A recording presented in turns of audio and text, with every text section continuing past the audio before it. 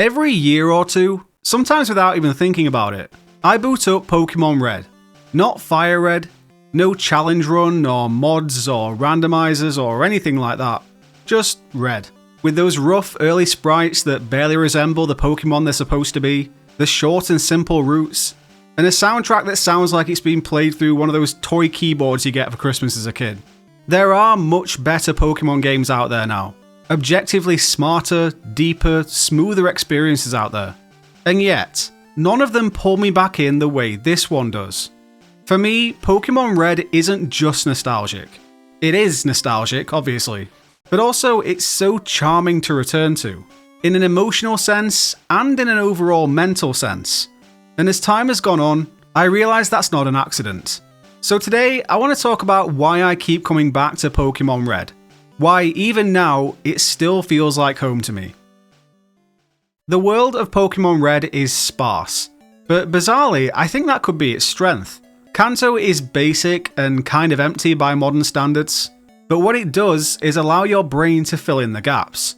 Coming from watching the original anime to playing this game, I would picture the more fleshed out looking towns in the anime as I was walking around these more simplistic depictions in the game.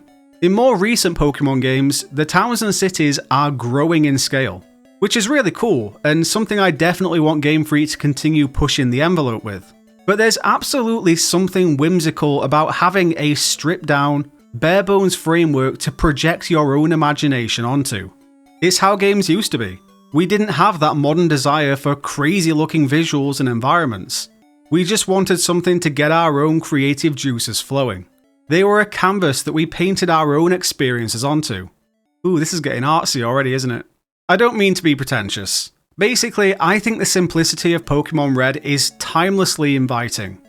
It intentionally leaves space so you can really craft your own experiences from it. I also think the mechanical simplicity is kind of comforting in Pokémon Red.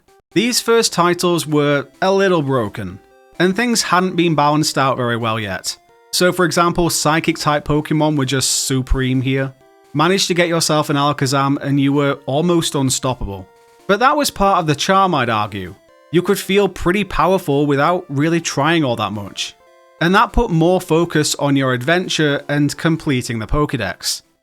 And also, we only had the original 151 to choose from, so there was a lot less to learn, a lot less to remember. And that reduced friction and low stress experience meant that you were rarely ever punished for your curiosity. You could play around and try different things, and generally the game was very forgiving. And you also grew an affinity towards each and every Pokémon you caught, regardless of how often you used it, because there were only 151 in existence to catch. Well, 150 really for most of us. Mew never made it to most of the world. It truly lived up to its mythical label where I live. Although I am happy to report that the Mew under the truck legend did make it onto my schoolyard too. Crazy how far that myth circulated considering the absence of social media as it is nowadays. It was more grindy for sure. We were a long way from the baked-in XP share we have in mainline Pokémon games nowadays. But actually, on that note, there is still an XP share in this game, and I think it's a really good middle ground between no XP share and the XP share we have today.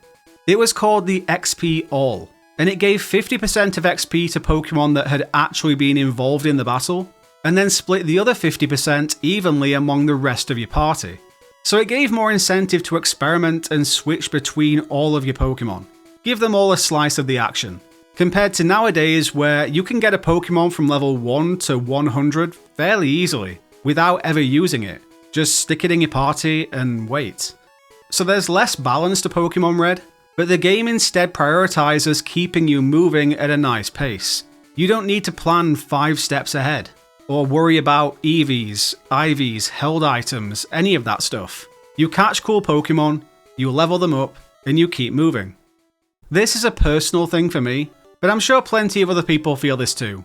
There's no real relearning of Pokemon Red coming back to it. My hands kind of just instinctively know what to do.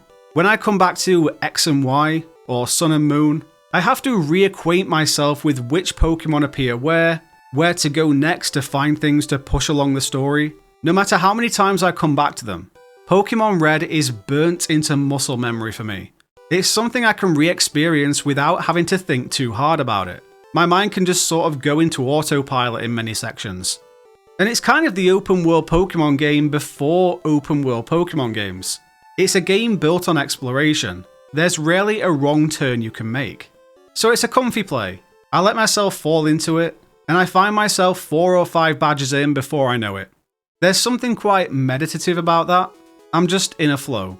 And I think that's kind of rare to find nowadays, in a media landscape where everything is just trying to constantly pull your attention in a dozen different directions.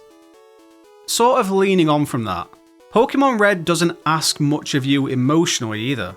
There's no cinematic epic going on here, nothing too deep or complex demanding your close attention. The villains in here are kind of abstract.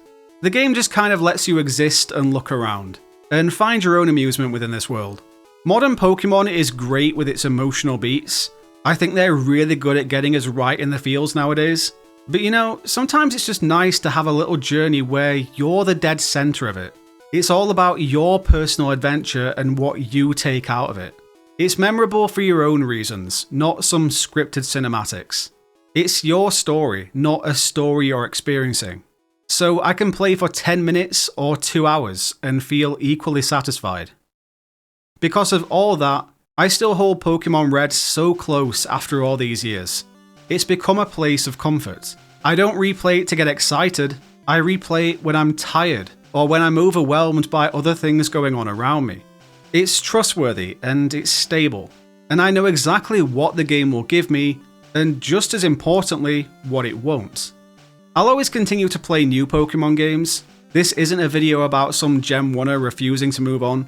It's simply about Pokemon Red occupying a very unique personal place in my life. It's timeless in a way that many other Pokemon games, and just other games in general, just haven't had the emotional staying power to be. And that's why I keep coming back. It's kinda neat having the very first Pokemon games as your first Pokemon games, because I've been able to watch the games go from this to what they are today. I remember my parents buying me Pokemon Red while we were on holiday when I was really young, and holidays were times to get away from screens and gadgets, so I didn't have my Game Boy with me. I had to wait what felt like the longest week of my life to get home and play this game. I remember I'd sit in the hotel room in the evenings just reading the back of the box over and over again, mentally piecing together my Pokemon team in my head, imagining how I'll take on Misty's Starmie and Lieutenant Surge's Raichu. But it was also a complete unknown. There were no gameplay trailers back then, so yeah, my imagination was just running rampant. Anyway, let me know any fond memories you guys have of Pokemon Red and Blue, if you were around to play them when they were first released, or if you came back to play them after playing whichever Pokemon game was your first. I'd love to hear it all down in the comments. Please do drop a quick like on the video before you go. Thanks so much for hanging out, and I'll catch you in the next one.